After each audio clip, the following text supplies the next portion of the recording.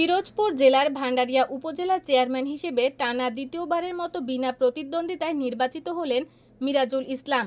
আজ রোববার দুপুরে রিটার্নিং কর্মকর্তা ও পিরোজপুর জেলার অতিরিক্ত জেলা প্রশাসক সার্বিক মাধবী রায় এক গণবিজ্ঞপ্তিতে এই তথ্য জানান।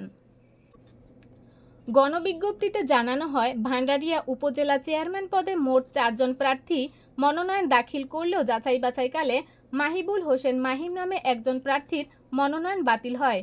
পরে তিনি মনোনয়ন বাতিলের বিরুদ্ধে কোনো আপিল করেননি।